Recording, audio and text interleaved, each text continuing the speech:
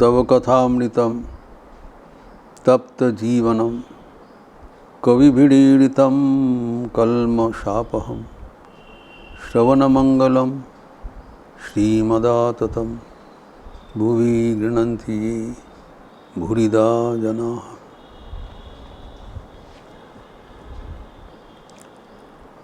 भगवान श्री राम कृष्ण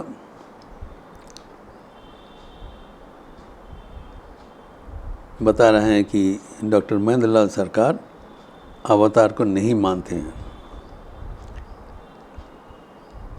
वहाँ पर उपस्थित भक्त ईशान को बोला था इसको समझाइए, तो उन्होंने काकभूषणी का प्रसंग उत्थापन करके बताया कि काकभूषणी श्री रामचंद्र की कृपा पहचाना एवं अभी तक वो काक शरीर प्राप्त होकर सबको रामचरितमानस का राम गाथा सुनाते हैं,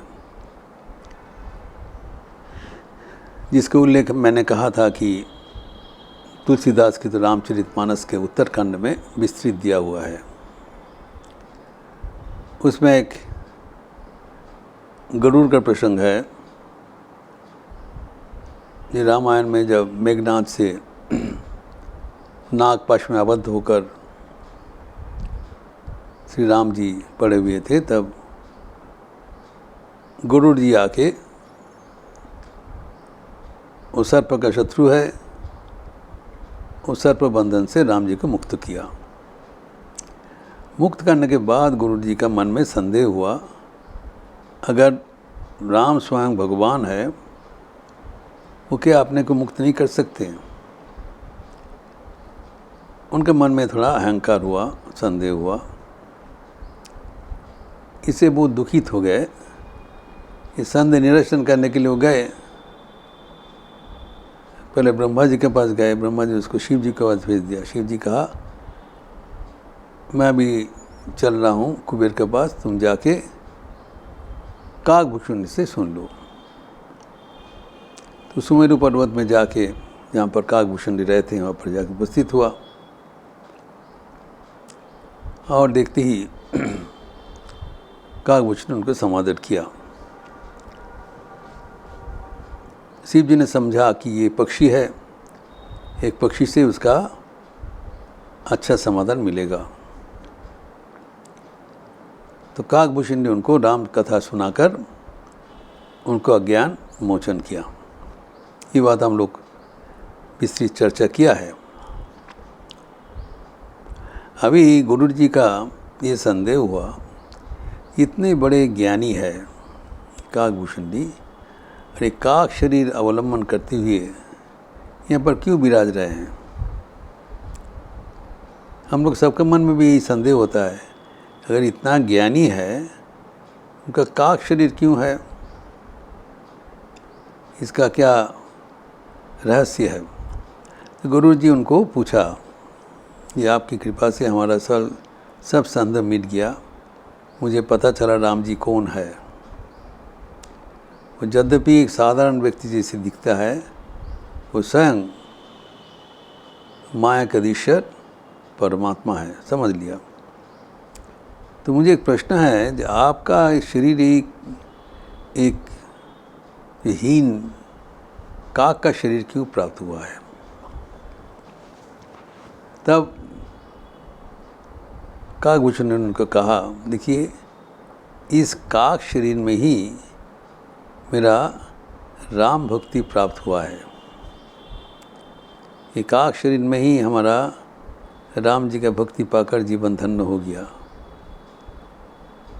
इसलिए ये काक शरीर के प्रति हमारा आग्रह है।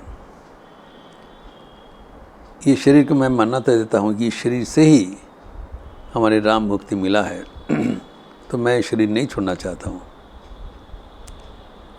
और भगवान की कृपा से मेरा बुद्धि ज्ञान सब पूर्ववत है, काक का नहीं है, पूर्ण ज्ञानी है। लेकिन इसलिए ये शरीर मैं छोड़ना नहीं चाहता हूँ। तो गुरु जी के मन में आया, तो पहले तो आपको काक शरीर नहीं था, आपका पूर्व जन्म कथा क्या है? तब काकभूषणी ने उनको बताया, जो कि रामचरितमानस में तुलसीदास की तरह विस्तृत लिखा हुआ है। तो उन्होंने कहा, मैं बहुत युग पहले कलियुग में अयोध्या नगरी में एक शूद्र होकर जन्म लिया था एवं मैं बिल्कुल राम जी से मेरा कोई श्रद्धा नहीं था एवं बहुत घमंडी था। घमंड था, इसलिए मैं भी विचार करते थे। तो एक बार वहाँ पर कुछ प्रकृति का दुर्योग हुआ और अन्नाभाव हुआ, तो मैं उस जगह छोड़कर घूमते हुए उज्जैन चले गए। उज्जैन जाकर वहाँ पर एक ब्राह्मण जो शिव जी के भक्त थे, उनसे हम दीक्षा लिया। लेकिन कपट उनका दीक्षा तो लिया, लेकिन हमारा उनके ऊपर उतना भक्ति नहीं था। वो शिव जी के भक्त था, मुझे शिव जी का मंत्र दिया और ये बारंबार हमको सुनाते थे कि शिव जी कहते हैं शिव भक्ति का फल है राम भक्ति, शिव जी का साधन के राम भक्ति। ये बात हमको अच्छा नहीं लगता था, मैंने विरोध नहीं किया, बोल रहे हैं। तो एक दिन गुरुजी कहे कि गुरुजी बहुत दयावान थे, तो गुरुजी उनको एक बार उपदेश दे रहे थे, लेकिन मुझे अच्छा नहीं लगा। तो गुरुजी जब आए, मैं उनका प्रणाम भी नहीं किया। जब हमारी आचरण देखकर स्वयं शिव जी बहुत क्रुद्ध हो गए और वो आकाशवाणी हुआ कि इतने बड़ा अपमान, गुरु का भी तू भक्ति नहीं करने जानते हो, तो अजगर के जैसे चुपचाप बैठे हैं, गुरु जी को देखने पर भी तुम प्रणाम करने का भी तुम्हारा रीति नहीं है, तो सर्प बन जाओ, तिर्यक गति प्राप्त हो जाओगा अजगर का जैसा, और कोई पेड़ का खोखला में जाके रहो, मनुष्य होने का तुम्हारा कोई अधिकार नहीं है। तो सुनते ही गुरुजी इतना दयावान है, वो भयभीत हो गए। तो भगवान शिव जी को प्रार्थना किया करबद्ध होकर, ये बेचारा बुद्धिहीन है, इनको क्षमा कर दीजिए। शिव जी ने कहा, देखिए जो हमारा धर्म का मर्यादा रक्षा करने के लिए इसको तो दंड मिलना ही है, लेकिन आप जब कृपा परवश है, मैं ये वरदान करता हूँ कि इसको अनेक जोनि भ्रमण करना पड़ेगा, लेकिन सब जोनि में इनका ज्ञान बुद्धि पक्का रहेगा। एवं जो जन्म मरण का जो चरम दुख होता है, ये दुख नहीं प्राप्त होगा, लेकिन नानक जन्म परिभ्रमण करना पड़ेगा। जो अब शाप दिया था वो विफल नहीं जाएगा। तो इसके अनुसार काकभूषण जी कहते हैं कि हमारा उसके बाद अनेक जन्म हुआ। इससे पहले तो हम एक सांप होकर वहाँ पर जन्म लिया था, उसके बाद कुछ दिन बाद हम वो सर्प शरीर छोड़ दिया, लेकिन शरीर छोड़ने में, दूसरे शरीर ग्रहण करने में हमको कोई कष्ट नहीं होता था, एवं स्मृति बजाय रहता था, स्मृति रहता था। तो इसी करते हुए अनेक जन्म हमारा भ्रमण हुआ। भ्रमण होने के बाद आखिर में हमारा शेष जन्म रहा एक ब्राह्मण शरीर। वो ब्राह्मण शरीर पाकर तब इतना जनी भ्रमण करने के बाद मेरे राम जी के पास भक्ति उत्पन्न हुआ। फिर वो ब्राह्मण शरीर धारण करके मैं सबके पास फिरता रहता था कि कौन मुझे ज्ञान प्रदान करेंगे। तो किसी ने बताया जो लोमश मुनि रहता है तो उत्तर में, उनसे तुम्हारा ज्ञान प्राप्त होगा। तो मैं उनके पास गया और उनको मैंने निवेदन किया, मुझे सगुण ब्रह्म का उपदेश दीजिए। लेकिन लोमश मुनि था, निर्गुण ब्रह्म का उपासक, उन्होंने सगुण ब्रह्म का कीर्ति करते हुए आखिर में बोला निर्गुण ब्रह्म ही आखिर उपासना है।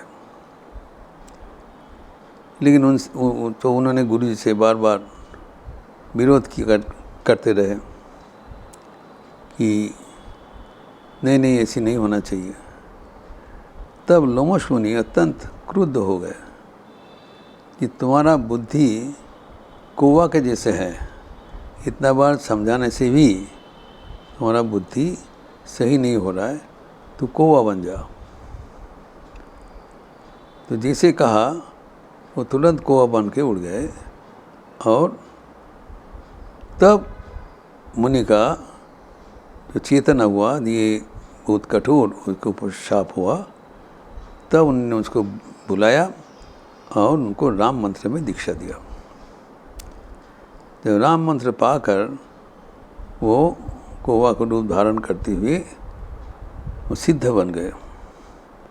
एवं वो कहते हैं 27 कल्प तक मैं यहाँ पर हूँ और मुनि ने हमको आशीर्वाद दिया, तुम राम मंत्र जप करके सिद्ध हो जाओगे। जब तुम जहाँ रहोगे वहाँ पर कोई माया मोह तक स्पर्श नहीं करेगा। तो तब से मैं ये सुमेरु पर्वत में विराजमान हूँ। और जब अनेक कल्पों में, प्रत्येक कल्प में राम जी का जन्म होता है, जब राम जी अयोध्या में जन्म लेते हैं, मैं अयोध्या में चले जाते हैं एवं वहाँ पर जाके उनका बाल लीला हमारा जो इष्ट है, तो राम जी का बाल लीला हम उपभोग करते हैं। राम जी का जो झूठन खाना फेंक देते वो मैं खाता हूँ, क्योंकि राम जी हमारे इष्ट है। और फिर रामलीला अंत हो जाने से फिर मैं इधर आ जाता हूँ। तो यद्यपि ये शरीर से ही हमारा राम जी का भक्ति प्राप्त हुआ, इसीलिए ये शरीर मेरा प्रिय का काम है। जब कोई आते हैं, मैं राम कथा सुनाकर उनको मैं भी धन्य होता हूँ, वो भी धन्य हो जाते हैं। और मेरा जो गुरु जी का आशीर्वाद है, मेरा कभी मृत्यु नहीं होता। अगर हम चाहे तो मृत्यु हो सकता है, लेकिन मेरा कभी मृत्यु नहीं होगा। मैं इधर चिरंजीवी हूँ और बराबर राम जी का भजन करते हुए स्वयं हर्षित होता हूँ। जिसको भी बताते हैं वो भी आनंद में मगन हो जाते हैं। अर्थात श्री राम जी का जो कृपा है, उनका जो विभूति है, वो अनंत है। ये जो उनका कृपा मिला है वही समझते हैं वो कितने महान हैं। इस प्रसंग और भी विस्तार करते हुए हम अगले दिन चर्चा करेंगे।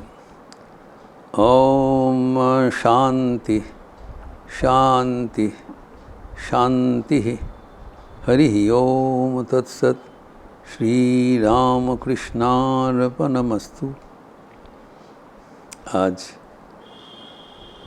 शुक्रवार का अवसर है, जो शाम को संध्या आरती के उपरांत भगवद गीता का प्रसंग है। मेरा ही प्रवचन रहेगा। प्रथम अध्याय अर्जुन विषाद योग। आप सबका स्वागत है। अच्छे रहिए, स्वस्थ रहिए, आनंद में रहिए। नमस्कार।